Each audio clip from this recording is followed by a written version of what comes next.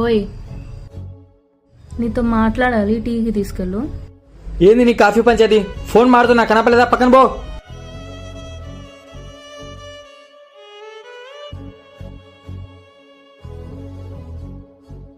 రా తాదుగా ఇంక వచ్చినాం కదా,